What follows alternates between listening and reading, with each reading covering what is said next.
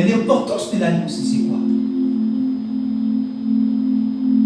Je vous invite à prendre vos Bibles dans le livre de Deutéronome. Nous allons lire Deutéronome.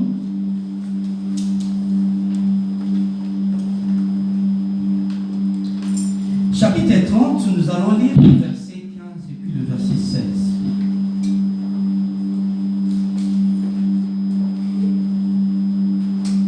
Écoutez l'alliance que Dieu a faite avec les enfants d'Israël. Si vous êtes à la page, nous lisons.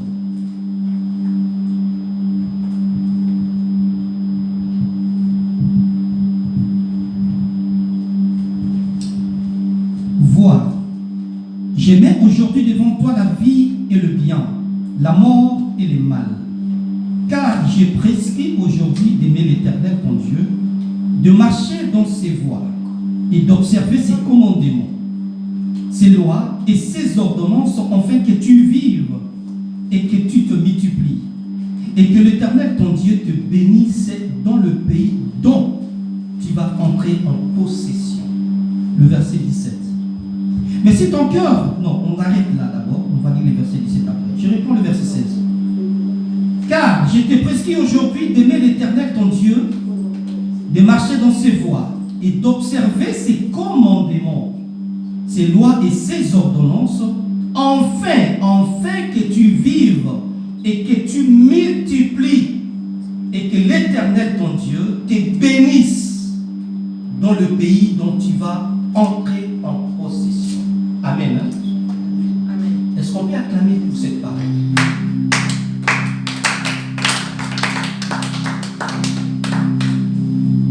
C'est le verset clé de notre enseignement d'aujourd'hui. Voilà l'importance de l'alliance.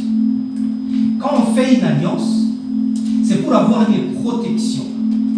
Quand on fait une alliance, c'est pour être béni. Quand on fait une alliance, c'est pour notre destinée. Mais le Seigneur dit ceci.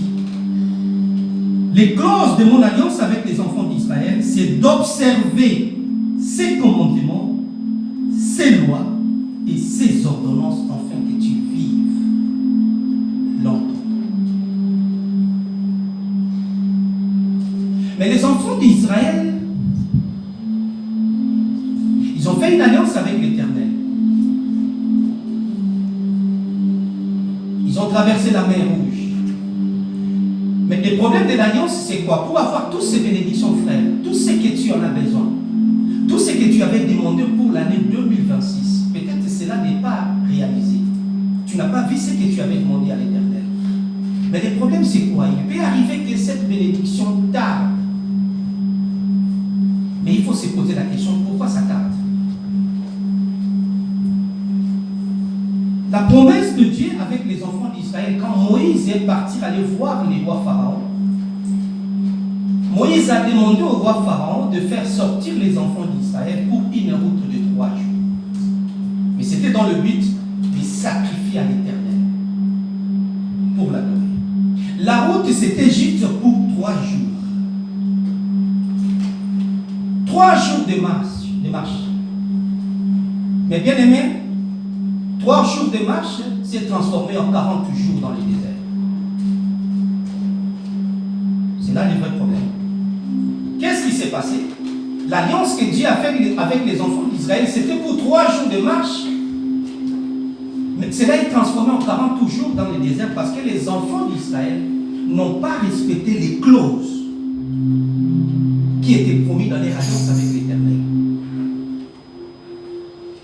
Les enfants d'Israël, ils ont abandonné l'Éternel, ils ont commencé à adorer les dieux étrangers.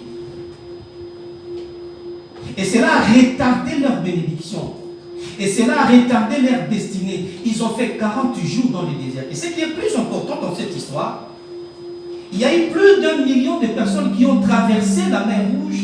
Et parmi ces plus de 1 million de personnes, il n'y a eu que 2 personnes qui sont arrivées à la terre promise. Et c'était Josué et Caleb. Tous les enfants d'Israël qui ont vu la traversée de la mer Rouge, qui ont vu le 10 plaies en Égypte, personne d'entre eux a foulé Canaan. Et c'était c'était Josué et Caleb. Pourquoi ils sont morts dans le désert? Parce qu'ils n'ont pas respecté les clauses de leur alliance avec l'Éternel. Ce sont les enfants qui sont nés dans le désert qui ont foulé Canaan. C'est pour dire que quand on fait une alliance avec l'Éternel, c'est très important aussi de respecter les clauses de l'alliance. Nous avons fait des alliances avec l'Éternel avant de traverser la mer Rouge pour venir ici en Grèce. Donc la Grèce, c'est comme Canaan, la Grèce, c'est comme le désert. Mais les alliances que nous avons faites avant de traverser ici, chacun de nous sait quelle alliance il avait demandé au Seigneur.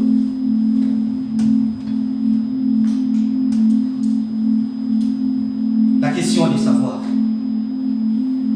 est-ce que vous remarquerez que dans votre vie, tout ce que tu as demandé à l'Éternel est tard, snap. Tu n'arrives pas à palper ce que tu avais demandé à l'Éternel. Ce que tu rêvais de réaliser ici en Grèce, de réaliser en Europe, d'investir au pays, d'avoir la stabilité financière. Est-ce que vous avez remarqué que vous n'arrivez pas à les palper? Mais si vous remarquez que vous n'arrivez pas vraiment à atteindre tous les objectifs que vous avez demandé au Seigneur, tout ce que tu as demandé au Seigneur depuis le début de l'année 2026, chacun de nous a demandé quelque chose à l'Éternel. Mais posons-nous des questions. Est-ce que tu as déjà eu ce que tu as demandé au Seigneur? Si tu l'as eu, gloire à Dieu. Continuez d'activer ton alliance avec l'Éternel et continuez d'alimenter ton alliance avec l'Éternel. Mais si vous arrivez à remarquer qu'il y a quelque chose qui cloche, il faut revoir ton alliance avec l'Éternel, comme les enfants d'Israël ont fait. Une route de 3 jours s'est transformée en 40 jours dans le désert. Et à la fin, nous dirons que non, écoute, tout ce que j'ai demandé, Dieu ne l'a pas donné. Une alliance demande des sacrifices.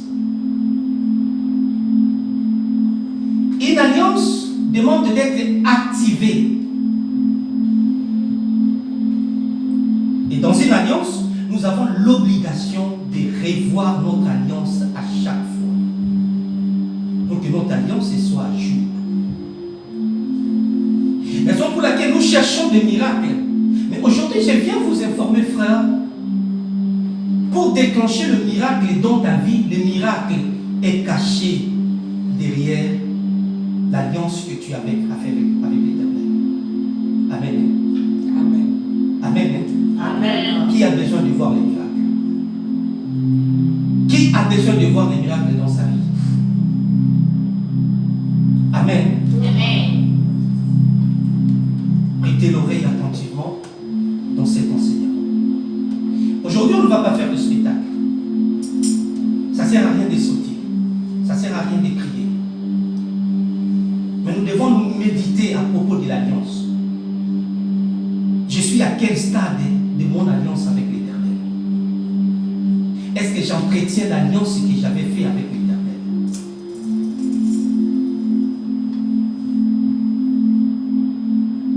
Je vais revenir un peu en arrière pour voir, parce qu'il y a beaucoup de frères et sœurs qui ne connaissent pas vraiment une alliance, où il y a des frères qui n'ont même pas fait une alliance avec l'Éternel. Ils ne connaissent même pas qu'est-ce qu'une alliance, c'est quoi.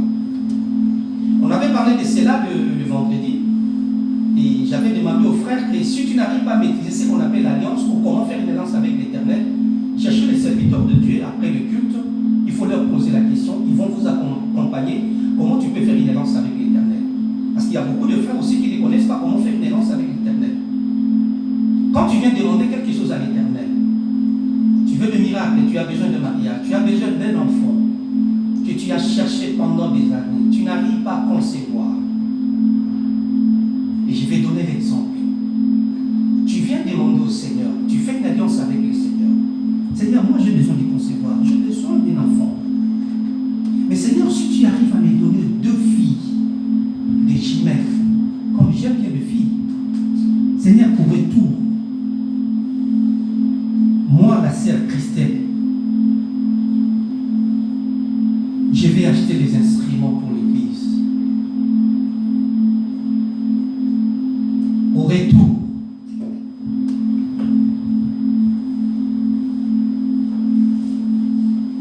bénir l'homme de Dieu, le pasteur. Je vais lui acheter une voiture d'occasion. Amen. Amen. C'est l'alliance que tu as fait avec l'Éternel. Il y a certains frères où il y a des sœurs. Il fait une alliance avec l'Éternel. Il dit, ok, moi je vais faire mes économies et je vais remettre 2000 € au serviteur pour qu'il puisse acheter une voiture. J'ai vécu l'expérience avec une sœur à Paris. La sœur avait un problème pour avoir un enfant. Un jour, nous sommes allés voir la sœur. Elle a pris, je ne vais pas citer son nom, elle a pris 600 €. Elle a mis dans l'enveloppe. Elle a dit, l'homme de Dieu, ça c'est mon alliance avec le Seigneur. Je vais te remettre cet argent. Tu vas l'utiliser. Tu vas le faire ce que tu veux. Mais dans cette enveloppe, j'aimerais que le Seigneur puisse me donner un enfant. Même si ça tarde, mais je sais que le Seigneur va me donner un enfant.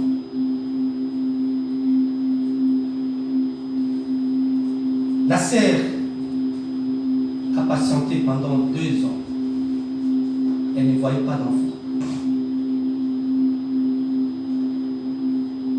L'un de ces 4 matins, quand la sœur n'a pas vu ses règles sur ce mois-là, elle n'arrivait pas à comprendre.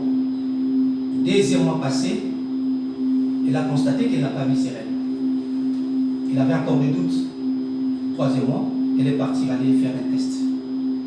On lui dira que la sœur, tu es enceinte. Amen. Amen. La sœur a fait un vœu. Elle a accompli son vœu avant même qu'elle puisse voir l'enfant. Mais la plupart des cas, nous avons l'habitude de promettre à Dieu. On fait une promesse à l'Éternel que Seigneur, si tu me donnes un enfant, moi je te ferai ceci. Mais la sœur s'est d'abord acquittée de son vœu. Il a mis l'Éternel à l'épreuve.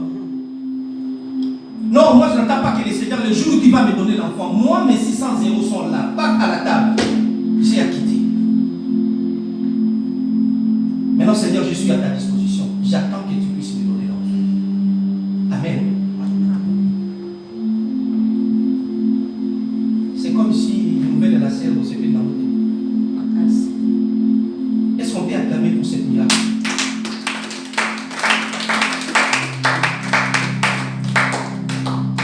Avec nous parents, l'enfant a 2 ans. Si elle m'avait autorisé, je pouvais montrer sa photo. J'ai sa photo ici dans mon téléphone. L'enfant a 2 ans. C'est de cette façon que nous allons faire des alliances avec l'Éternel. Mais souvent nous avons l'habitude de venir seulement demander. Demander. On est devenu un terme à Kinshasa qu'on appelle Sopeka. C'est-à-dire Sombelanga Pesanga Kabela. On vient seulement demander, mais de tout ce que nous demandons à l'Éternel, il n'y a pas une alliance.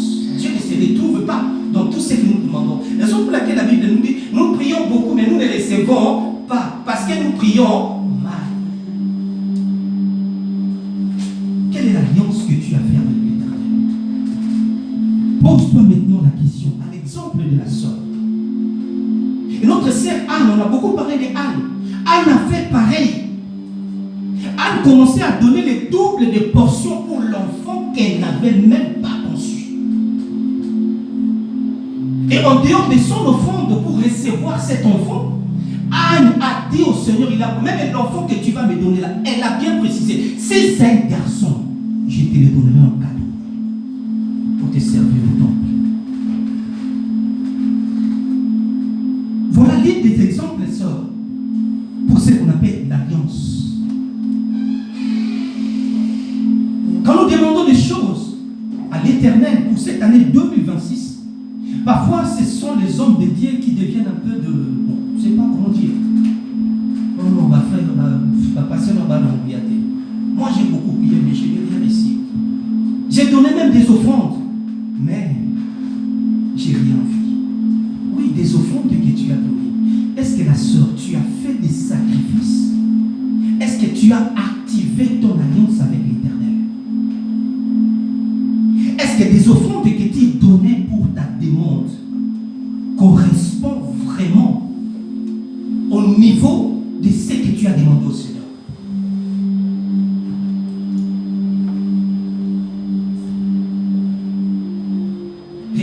salaire. Regarde un peu comment tu gagnes de l'argent à la fin du mois.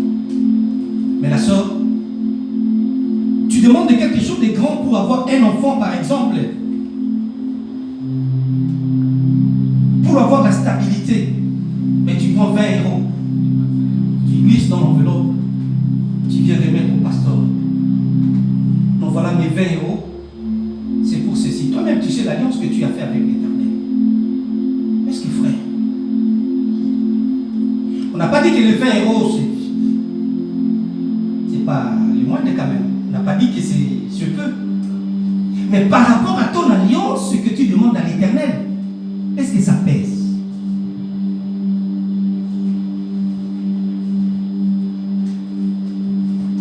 Il y a encore un autre problème par rapport à l'alliance. Quand on fait une alliance avec l'Éternel, est-ce que Dieu se retrouve dans ton alliance? À l'exemple du roi Salomon, lui il a fait une alliance avec l'Éternel. Et lui aussi il a fait sa demande. Écoutez les clauses de l'alliance. Le roi Salomon dit: Seigneur, donne-moi seulement l'intelligence et la sagesse pour diriger la nation d'Israël. Waouh! Frère, à nos jours, quel est le président de la République qui pourra faire cette demande? Bazali. Quand il prend le pouvoir, la première des choses, il voit d'abord son intérêt et l'intérêt de sa famille. Mais le roi Salomon, quand il a voulu faire une alliance avec l'Éternel, il a demandé à l'Éternel quelque chose que Dieu devait se retrouver en première position. Donc l'intérêt du roi Salomon faisait en sorte que Dieu puisse se retrouver dans sa gloire. Là, Dieu a dit non. Monsieur, c'est ici. Au lieu de me demander de l'argent, la richesse, des maisons, mais lui, il a demandé la sagesse et l'intelligence pour diriger mon peuple. Écoutez la réponse de Dieu. Il a dit oui. L'intelligence, je vais te donner.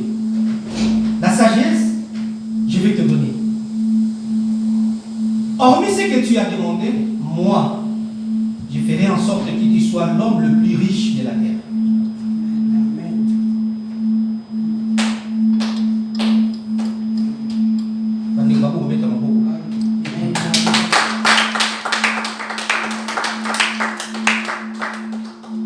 Raison pour laquelle nous devons faire un examen de conscience, frère. Quand on fait une alliance avec l'Éternel, quand on demande quelque chose pour l'Éternel, Dieu doit se retrouver.